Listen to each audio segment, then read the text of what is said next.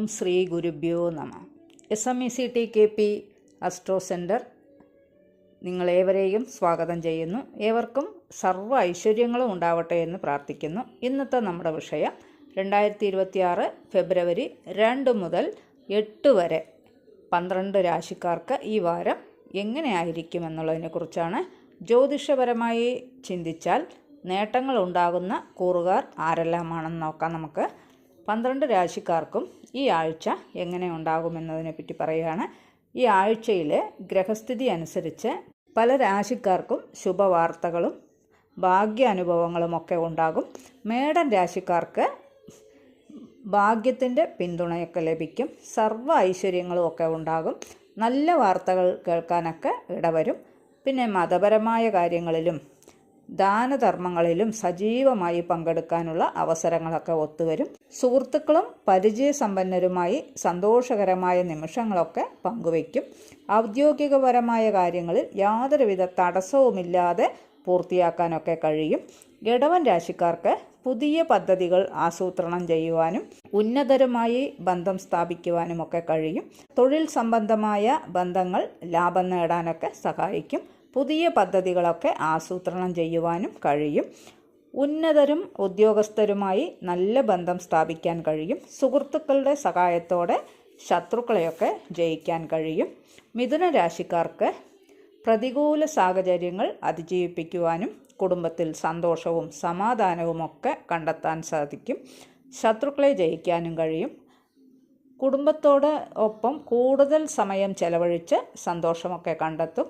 ഭൂമി, സ്വത്ത് എന്നിവയിൽ നിന്നൊക്കെ ലാഭനേട്ടങ്ങളും ഒക്കെ ഉണ്ടാകും. കർക്കിടകൻ രാശിക്കാർക്ക് കുടുംബാംഗങ്ങളുടെയും സുഹൃത്തുക്കളുടെയും ഒക്കെ പൂർണ്ണമായ പിന്തുണയൊക്കെ ലഭിക്കും. വ്യാപാരത്തിൽ വളർച്ചയൊക്കെ ഉണ്ടാകും. ഉന്നതരുമായിട്ടൊക്കെ നല്ല ബന്ധം സ്ഥാപിക്കുകയും അവരുമായിട്ടൊക്കെ ബിസിനസ്സിൽ ബന്ധങ്ങൾ സ്ഥാപിക്കുവാനും കഴിയും. ഉറ്റ മിത്രങ്ങളുടെ പൂർണ്ണമായ പിന്തുണയൊക്കെ ലഭിക്കും. ചിങ്ങൻ രാശിക്കാർക്ക് ഈ ആഴ്ച മതപരമായ കാര്യങ്ങൾക്ക് അനുകൂലമായ നിലയുണ്ടാകും. യാത്രകൾ വേണ്ടതായിട്ടൊക്കെ വരും. വീട്ടിൽ ശുഭകരമായ ചടങ്ങുകളൊക്കെ നടക്കും. നിങ്ങളുടെ ബുദ്ധിശക്തി ഉപയോഗിച്ച് തൊഴിൽ രംഗത്ത് വിജയവും നേട്ടവുമൊക്കെ ഉണ്ടാകും. ദാമ്പത്യ ജീവിതത്തിൽ സന്തോഷം നിലനിൽക്കും. ശത്രുവിൻ്റെ മേൽ വിജയം കാണാനും ഒക്കെ സാധിക്കും. കന്നി രാശിക്കാർക്ക് ഈ ആഴ്ച ഒരു ശുഭവാർത്ത കേൾക്കാനുള്ള ഇടവരും. കുടുംബാംഗങ്ങളുടെ സ്നേഹവും പരിചരണവുമൊക്കെ ലഭിക്കുന്ന ഒരു വാരമാണ്. മതപരമായ കാര്യങ്ങളിൽ വിശ്വാസം വർദ്ധിക്കും. നിങ്ങളുടെ വ്യക്തിത്വം ആകർഷകമായിരിക്കും. സംഭാഷണത്തിലുള്ള നിങ്ങളുടെ കഴിവ് ഉപയോഗിച്ച് കാര്യങ്ങളൊക്കെ സാധിച്ചെടുക്കും. കോടതി വ്യവഹാരങ്ങളിൽ വിജയവും ഉണ്ടാകും. തുലാം രാശിക്കാർക്ക് ഈ ആഴ്ച സമ്മിശ്ര ഫലങ്ങളൊക്കെ കിട്ടും.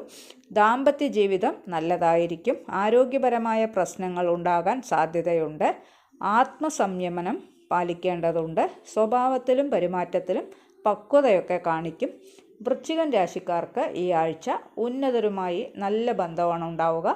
സർക്കാർ മേഖലയിൽ ബഹുമാനവും നേട്ടങ്ങളും ഒക്കെ ലഭിക്കും.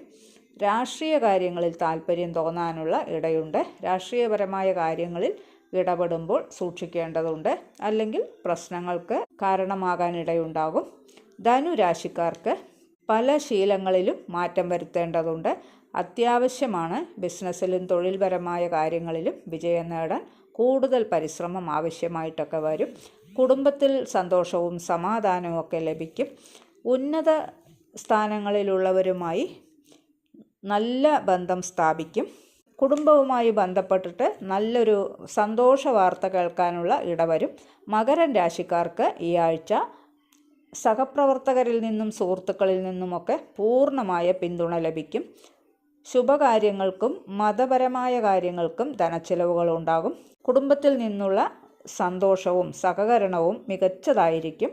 കുംഭൻ രാശിക്കാർക്ക് ഈ ആഴ്ച മാനസിക സമ്മർദ്ദം വർദ്ധിക്കും. കുടുംബാംഗങ്ങളിൽ ഉള്ളവരിൽ ഒരാൾക്ക് ആരോഗ്യം മോശമാവാനുള്ള ഇടയുണ്ട്. തൊഴിൽ മേഖലയിൽ സഹപ്രവർത്തകരുമായി നല്ല ബന്ധമൊക്കെ പുലർത്താൻ കഴിയും.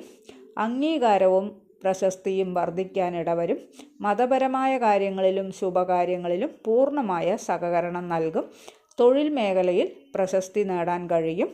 മീനൻ രാശിക്കാർക്ക് സർക്കാർ സംബന്ധമായ കാര്യങ്ങളിൽ നിന്ന് ധനലാഭമൊക്കെ ഉണ്ടാകും.